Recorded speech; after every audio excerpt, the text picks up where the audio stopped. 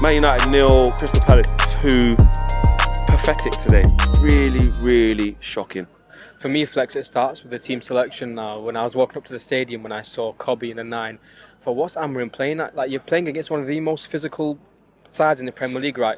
They have Mateta up top. They've got 3 solid centre-backs. Surely you play Xerxes. I didn't understand it. I thought, because Cobby had a good game as an inside 10 against Bucharest, but I feel like he's trying to shoehorn players in who are all in on form. So, like, Garnacho's on form, kind of on form. Cobby's on form right now, and even Ahmad. And he tries to put them all in together. I literally said this in the road trip. I was like, all-out attack has got problems written over it because, like you said, you're trying to fit them all in. There's too many attacking types of players on the pitch, and look, we got found out. No, yeah. The thing is, against Palace, against any team, you need a strong player up top just to hold the ball. You need possession in the final third now. Where they're hoofing the ball up, you're not going to control it with Cobby as a number 9. You need a strong number 9 as like Xerxes. Again, it's not the best crop of people to kind of pick, like Xerxes, Højlund. Yeah, because that's what the pushback is as well. They're rubbish anyway. Yeah, but they're still strikers. Like the knock-on effect from not having Cobby where he's supposed to be is kind of be infectious in the rest of the team. Only Man City can kind of play that style where they don't need a strike and they can just score 5-6 goals. It could be Amorim kind of showing the board, look. Yeah, I was going to say, do you think he's trying to send a message to the board? I was going to say, it could be that, with the whole link to Tell as well, Matisse Tell, it could be, look, the 2 guys on the bench just aren't good enough. And to be fair, to be on Amorim's side here, when they came on, Flex, nothing changed. Well, Xerxes gave the ball away and it led to 2-0. Exactly, nothing changed. Højlund, did you see that touch where it just bounced off his trampoline foot? Yeah, exactly. Bro, I used to think Lukaku had a bad touch. Nah, bring in Højlund, he just makes it 10 times worse. Levels way above Højlund. Yeah, and with the game itself, Flex, first 10 minutes, we were good. We were okay. It was like reverse. Normally we start off horrible and then the last 10 minutes we kind of turn the screw on. The first 10 minutes we were good. Cobby hit the post, but then we just fizzled out. We had a few good corners as well. And to be fair, decent deliveries, but then just fizzled out. And from then on, Flex, it kind of looked like a regular game against Palace. We've seen it, I think, 5 out of 6 times now where Palace just come here and just turn us over. And the thing is that Palace weren't even great. Like, most of the game, Harry Maguire's doing a good job on Mateta, winning his headers, being physical. Sar's not really doing anything. Kamara, we were okay, but there wasn't much quality. The game was getting a bit flat. Yeah. And just one moment, this is what Ruben Amorim talks about: set piece, undone by a set piece, hits off the bar. Mateta gets an easy tap in, and then guess what? They all start panicking. They're all trying to fix it now. Then all of a sudden, now Palace got the ball more. Eze comes on, he's running through people, and he's not even fully fit, just mugging us off. And it just went from bad to worse from that point. Yeah, to be fair, when that first goal went in, Flex, you can just kind of tell, there's 20 minutes left, we're not going to get back in. We were lucky against Southampton to score 3 goals, right? We should have lost then. But when you play a team that's just a slightly bit better than Southampton, that's what happens. But again, Flex, is that Arsenal scoring again? No, I didn't even know they scored the first one. Oh, right. Right, threw me off guard there. What was I saying now? I got thrown off guard. I don't know, Flex.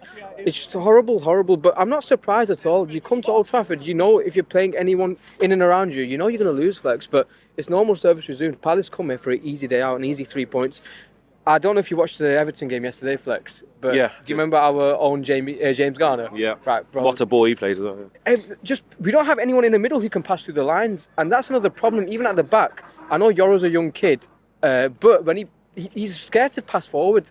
It's like he's got Mazraoui on his left, and then obviously you got Bruno and Ugarte in front of you, but he keeps going for the easy pass, either a lateral pass to Mazraoui or to Maguire and Martinez. And the ball, like Cam said, I think last week, the ball circulating in that's what it does. The back. And then also when it does go into midfield, it just comes straight back. Ugarte's not the best at trying to take the ball on the back foot, and Bruno was dropping all the way back into that back 3/back 4, whatever we were doing there to get the ball and play deeper today, which also didn't really work. I think apart from the first 10 minutes. Yeah, I think with the player profiling thing as well, we need to get away from finding a player who just has one good quality. It's kind of like forming a group of superheroes. It's like Wan-Bissaka when he was there. We used to play him because he has one long leg where no one can get past him. But you need a bit more than that. You need people who are just good all round. A bit like Ahmad, where he can do a bit of everything. I think we need to move away from players like Ugarte and just get people who can do a bit of everything in that role.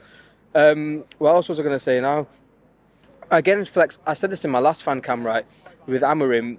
We're losing, right? We're losing 2-0, or 1-0 at the time, and Martinez just got injured. Surely this is a time now where you think, let me just punt and bring on a midfielder. Maybe in Eriksen at that time for him. He goes and brings on De Ligt, Flex.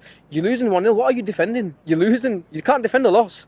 Just go there and gamble. And if you lose, we lose. But at least give yourself a better chance to win the game. That's what I feel like. His stubbornness, as much as I rate it initially, right, when you started the game, surely you need to have some leeway as the game goes on. Surely your plan has to change as the game goes on. Don't know what you think about that, Flex. Yeah, I mean, look, a few people have messaged me saying, oh, your manager's getting a bit of a free pass. He keeps losing games. And look, we know what's really happening here about how bad it is. But you do live and die by your decisions. And when you want to change that, make that change there. And I think Cam said to me, which because I didn't see it on the way in, he said that Amram said before the game that because they got the same style as us, same system, you have to mix it up and catch them off guard. But that's fine, but it didn't work. No, it didn't work. Do you know what I mean? Like, so we all love Amarim, that's fine. And we all want him to do well and we've got to be patient. Yeah. But it's okay to say today, 90 minutes, whatever it is you were trying to do, didn't work, didn't throw Palace off. Gahey looked comfortable. Craig Richards looks comfortable. Max Lacroix looked comfortable. They all looked fine. They weren't rattled or phased by Kobbie Mainoo being there. Now, that's not to say that just because if Xerxes would have been there, they would have been scared in their boots. I'm not saying that, but the experiment didn't work. No.